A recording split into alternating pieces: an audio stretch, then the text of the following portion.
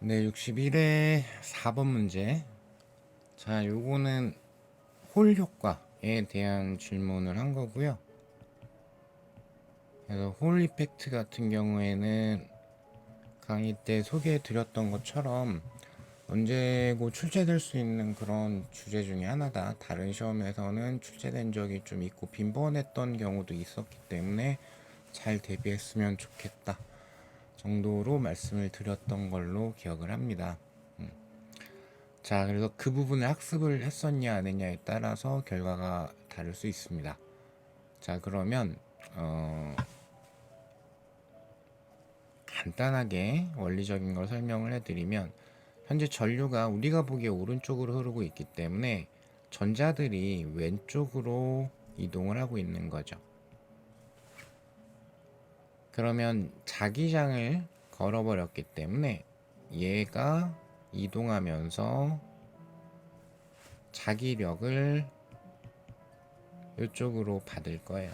그래서 결과적으로는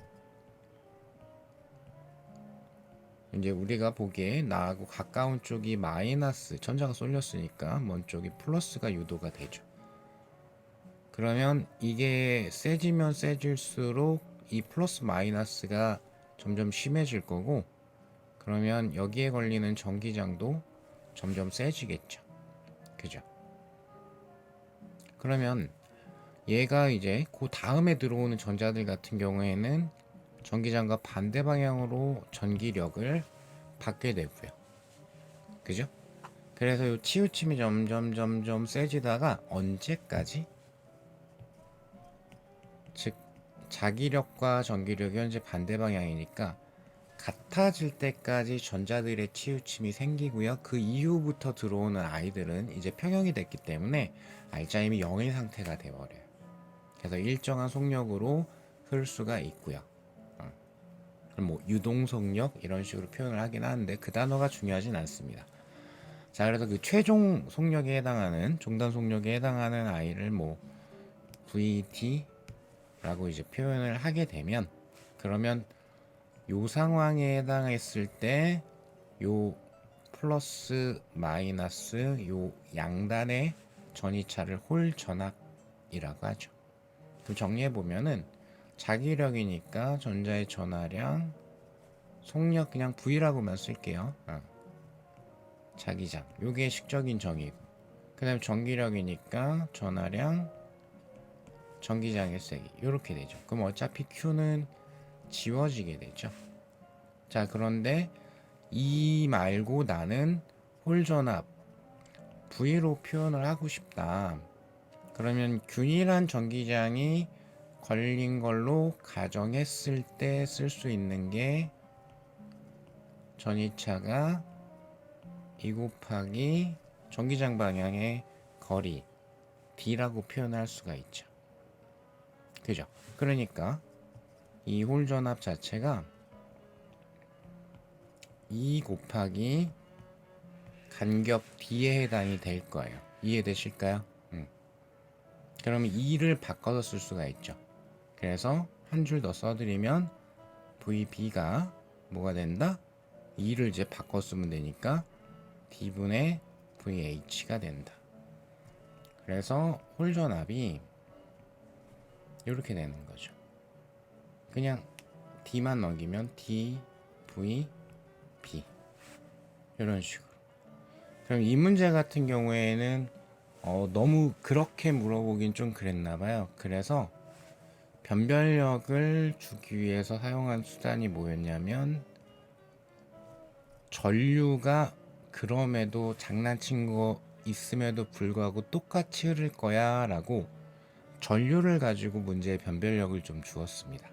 물론 이제 이쪽 관계된 전기전자 쪽, 그쪽 공학 관련된 전공자분들은 이거 그냥 그냥 쉽게 아마 뭐 손대지도 않고 그냥 답을 골랐을 수 있을 거예요. 근데 그런 분들 빼고, 자, 그러면 전류가 같아 라는 걸 어떻게 써먹어야 되냐에 따라서 달라지겠죠.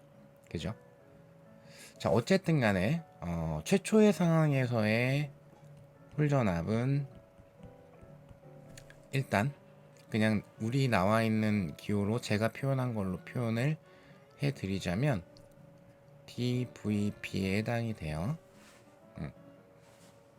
자, 그럼 이제 여기서 장난을 좀 치게 되죠. 그죠? 그거를 바꿔서 한번 표현을 해볼게요.